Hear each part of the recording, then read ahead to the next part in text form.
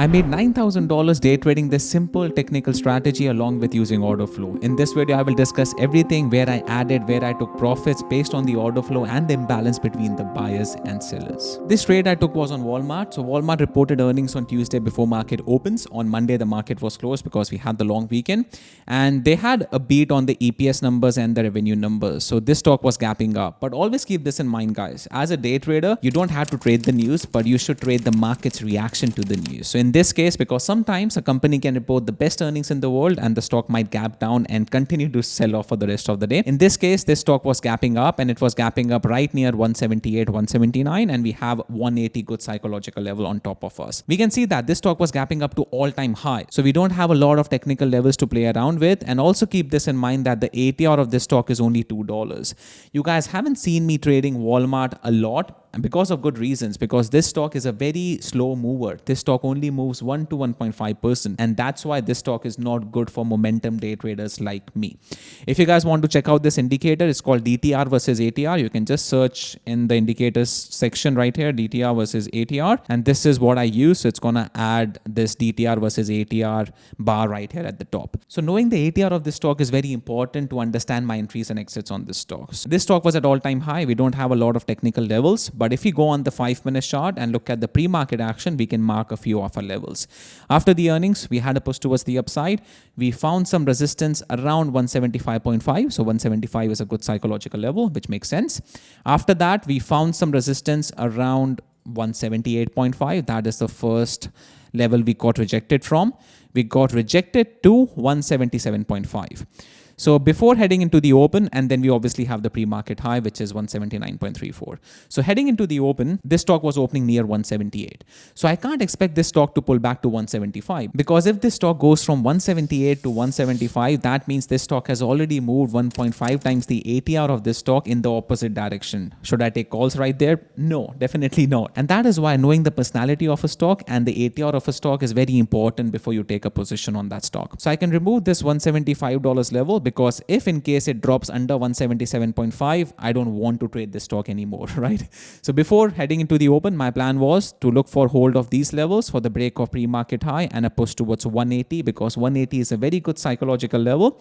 And we also had a lot of sell orders tagged around 180. I'm also going to discuss the book map of the stock after my entries and exits to give you guys a better idea where I entered and where I added to my position and where I took my profits on this position. So now that we have marked the pre-market levels, let's go on the 1-minute chart and see how we respected these levels. So we opened right around 178.5. So this stock is already like, okay, if it holds 178.5, I want to take it towards the upside.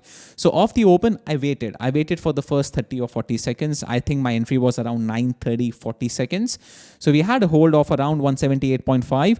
Before the break of pre-market high, when we were holding around 179, as soon as we broke 179 on the tape, I executed on the stock. So I took 100 contracts, 180 calls. I'm not going too far out the money, because I see a lot of traders make this mistake, especially if you trade options.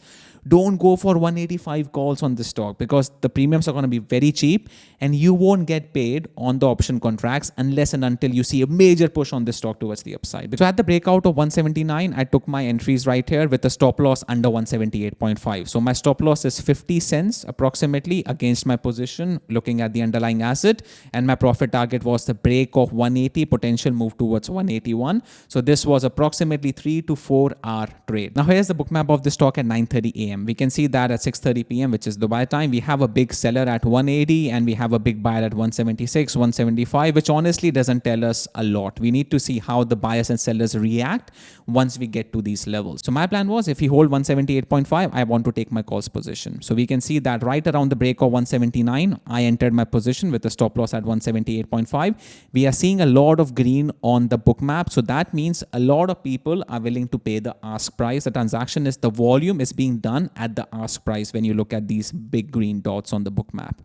If we continue playing this recording, we can see that we had another big seller at 179.2 and then we broke above 180.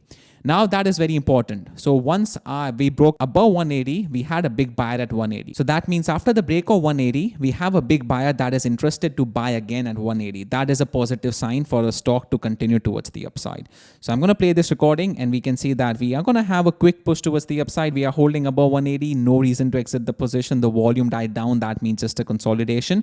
After the breakout, if you see big red, that means people are selling at that breakout. After the breakout, the volume is just low, small green dots, small red dots, nothing too crazy going on, just a consolidation before the next push towards the upside.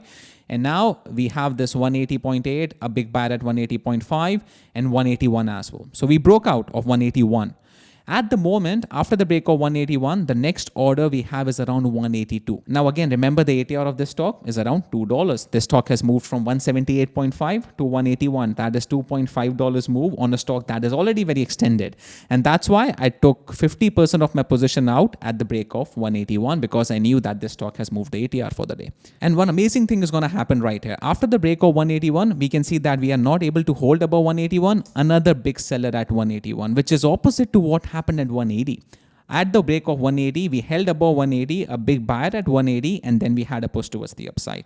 Here, we got rejected from 181 and then another big seller at 181. So that means we need more buyers to push this stock towards the upside. And that was the reason of me taking profits 50% out around 181. And after about few minutes, you guys can see we got rejected from 181. At this point of time, I'm still holding 50% of my position because I had a really good entry. My premiums, my entry was around 1.7. You guys will see the entries and exits. And the premiums at the moment were still holding around $2. So I was willing to risk it for the biscuit. And now we can see that around 179, we have a big buyer. And this buyer is around 5,000, which is even bigger than the seller we had at 181. So now if there are more sellers, we're going to eat this buyer and then push towards a downside. So I want to see what happens around 179. So we tried breaking 179, big buyer got supported. Then we're going to try breaking 179 again right here. In the next few minutes, we can see that big seller right here, this buyer is not budging. We are trying to break. Not a lot of sellers are appearing in the market. They are not hitting the bid price. The sellers are not able to hold it under 179. And look what is happening here. We are holding around 179, but people are buying. You guys can see the green dots are bigger than the red dots. So that means people are buying at 179 instead of people selling at 179 for this order to go through, for this buyer to exhaust. We are instead buying at 179. So I saw a really good opportunity to add to my position right here, which I did. Now this time around, I added 182.5 calls to my position. We had a hold of 179. So now that buyer disappeared because that buyer knew that, okay, I'm not getting filled. So it's better to just remove my order.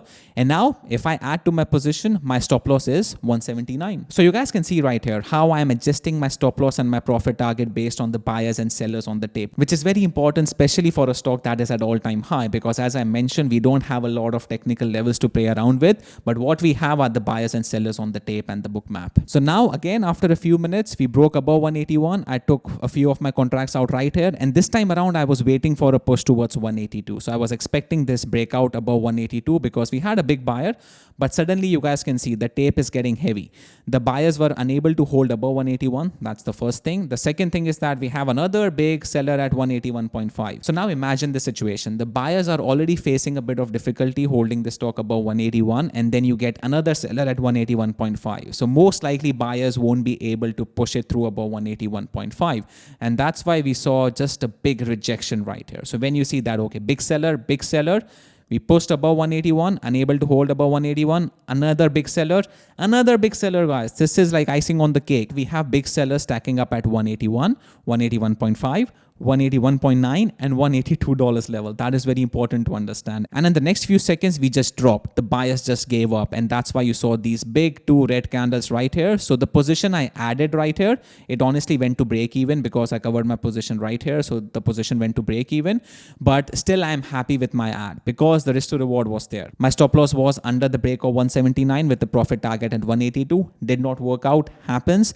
But still, I was able to realize the buying and selling imbalance on the tape. as I showed you guys, and I was able to manage my position really nicely. If you guys want to try out Bookmap, there will be a link in the description box below. Click on that link and check out special offers. Let's now take a look at my PNL. Overall, I was up $9,200 for the day, $8,000 on Walmart and $1,000 on SMCI.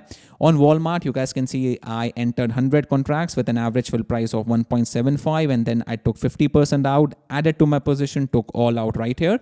Let's take a look at the entries and exits on the chart itself. This arrow should be right here instead of being it at the break or pre-market high, because the premiums moved really nicely on this stock. I entered my position at the fill price of 1.75 and my stop loss was 1.5, because I'm going to show you guys the option premium chart. You guys will see that the premiums never went under 1.5. So in theory, I was risking approximately $2,500 on this trade and I made $8,000. That is approximately 3.3 hour trade. 100 contracts, took my profits right here, added to my position on this pullback based on the Bookmap, and then I took my profits right here. Let's take a look at my stats on TradeZilla. I made $8,000 on my first entry, and the position I added, I made like $200 on that position. 100 contracts, 45% ROI. My risk was approximately $2,500, because if you look at the premium chart, we can see that the premiums minimum at the low of the day were around 1.5, and my stop loss was the break around 178.5.